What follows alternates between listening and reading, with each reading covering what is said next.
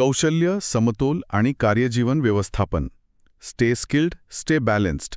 The secret to managing work and life. नमस्कार. आज आपण एका नेहमीच्याच पण खूप महत्वाच्या विषयावर बोलणार आहोत. वर्क लाईफ बॅलन्स, म्हणजे कामाचं आणि आपलं खासगी आयुष्य याचं संतुलन. हो, अगदी. पण जरा वेगळ्या दृष्टिकोनातून बघूया. आपल्याकडे ना रुपेश जैन यांच्या अनुभवांवर आधारित काही विचार आहेत. कॉर्पोरेट जग आणि त्यांचं आयुष्य यातून आलेले. अच्छा. आणि ते एका मूलभूत प्रश्नाकडे लक्ष वेधतात की बाबांनो, तुमची कौशल्य म्हणजे स्किल्स आणि तुमचा वर्क लाईफ बॅलन्स यांचा थेट संबंध काय असू शकतो. हो, आणि हा खरंच महत्वाचा मुद्दा आहे, नाही का? कारण सहसा आपण वर्क लाईफ बॅलन्स म्हटलं की वेळ कसा मॅनेज करायचा, कामाच्या वेळा किंवा मग कामाच्या ठिकाणी सीमा कशा आखायच्या ह्याच गोष्टींवर जास्त बोलतो. बरोबर. पण हा अनुभव सांगतोय की मूळ गोष्ट कदाचित तुमच्या क्षमतेत आहे, तुमच्या स्किल्समध्ये.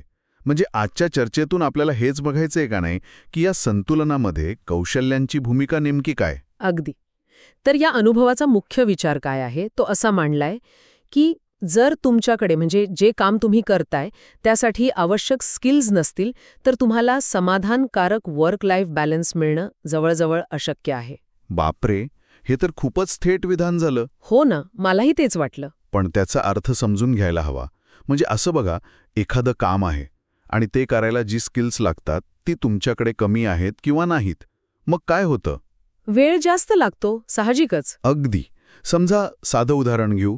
कोणाला एक्सेलमधले शॉर्टकट्सच माहीत नसतील तर एक रिपोर्ट बनवायला जिथे अर्धा तास लागायला हवा तिथे 2 तास लागतील, बरोबर? हां, बरोबर. मग हा जो जास्तीचा वेळ गेला तो कुठून आला? तो तुमच्या कामाच्या तासांमध्येच ॲड झाला. मग उरलं काय? जास्त तास काम, ताण आणि मग वैयक्तिक आयुष्यासाठी वेळच नाही. अच्छा, म्हणजे हा असा थेट परिणाम आहे आपला? हो, म्हणजे कौशल्यांचा अभाव, कमी कार्यक्षमता, जास्त कामाचे तास आणि बॅलन्स गेला गडबडून. म्हणजे फक्त वेळेचाच मुद्दा नाहीये हा, यात अजून काही आहे का, म्हणजे ताण वगैरे? नक्कीच आहे. केवळ वेळ वाचतो असं नाहीये. जेव्हा तुमच्याकडे चांगली स्किल्स असतात तेव्हा काय होतं, तुमचा आत्मविश्वास वाढतो. काम करताना ज्या अडचणी येतात त्या तुम्ही जास्त सहजपणे सोडवू शकता. त्यामुळे कामावरचा स्ट्रेस, तो ताण कमी होतो. अच्छा. आणि जेव्हा तुम्ही कमी टेन्शनमध्ये जास्त कॉन्फिडन्सनी काम करता त्याचा पॉझिटिव्ह परिणाम तुमच्या मानसिक शांततेवर होतो आणि मग घरी गेल्यावर तुमच्या वागण्यावर, तुमच्या नातेसंबंधांवर पण होतो. म्हणजे दोन्ही प्रकारची कौशल्य महत्वाची म्हणायची, टेक्निकल पण आणि सॉफ्ट स्किल्स पण. अगदी अगदी. म्हणजे तुमचं तांत्रिक ज्ञान जे आहे ते तर हवंच, पण कम्युनिकेशन कसं आहे, टीममध्ये कसं काम करता, प्रॉब्लेम सॉल्व्हिंग कसं आहे, हे सगळं महत्वाचं ठरतं. कारण यातून तुमची एकूण कामाची पद्धत सुधारते. हे खरंच खूप इंटरेस्टिंग आहे. म्हणजे स्किल्स फक्त प्रमोशनसाठी किंवा पगारवाढीसाठी नाहीत तर नाही, आपल्या एकूण जगण्याच्या क्वालिटीसाठी पण महत्वाचे आहेत. मग यावर उपाय काय सांगितला या अनुभवात? उपाय तसा सरळ आहे, पण आपण अनेकदा त्याकडे दुर्लक्ष करतो. तो म्हणजे सतत नवीन कौशल्य शिकत राहणं, स्वतःला अपडेटेड ठेवणं, ज्याला आपण हल्ली काय म्हणतात त्याला अपस्किलिंग म्हणतो. हो, अपस्किलिंग. सतत नवीन गोष्टी शिकून आपली क्षमता वाढवत न्यायची. आणि हे फक्त करिअरसाठी नाही. बरोबर. आपण अनेकदा विचार करतो की नवीन कोर्स केला की प्रमोशन मिळेल किंवा पगार वाढेल. हो, पण हा अनुभव सांगतो की ही स्वतःमध्ये केलेली इन्व्हेस्टमेंट आहे, गुंतवणूक आहे, जी तुम्हाला फक्त प्रोफेशनल नाही तर पर्सनल लेवलवर पण मदत करते. कशी काय?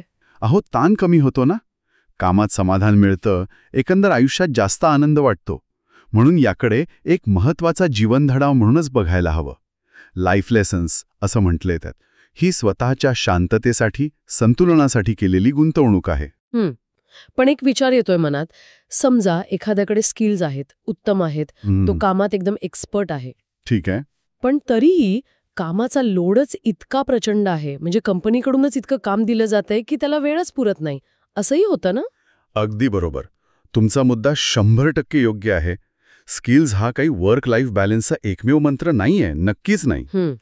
कामाचं स्वरूप कसं आहे, कंपनीची पॉलिसी काय आहे, तिथलं वर्क कल्चर कसं आहे, मॅनेजमेंट कसं आहे, हे सगळे घटक खूप खूप महत्वाचे आहेत, यात वादच नाही. मग पण हा अनुभव आपल्याला त्या गोष्टीवर फोकस करायला सांगतो जी बऱ्यापैकी आपल्या हातात आहे. ती म्हणजे आपली स्वतःची कौशल्य आणि क्षमता. अच्छा. म्हणजे बाकीच्या गोष्टी बदलणं कदाचित आपल्या कंट्रोलमध्ये नसेलही लगेच, पण स्वतःला जास्त तयार करणं, जास्त सक्षम बनवणं, हे तर आपण करू शकतो ना. हो, ते तर आहेच. म्हणजे जरी बाहेरची परिस्थिती चॅलेंजिंग असली तरी स्वतःची स्किल सुधारून आपण थोडा तरी ताण कमी करू शकतो आणि बॅलन्सच्या दिशेने पाऊल टाकू शकतो, असा अर्थ घ्यायचा का? हो, नक्कीच. तसंच काहीसं. म्हणजे परिस्थिती कोणतीही असो, तुम्ही जास्त स्किल्ड असाल तर ते नेहमीच फायद्याचं ठरतं. कामाच्या ठिकाणी पण, आणि मग त्याचा परिणाम आयुष्यावर पण होतोच.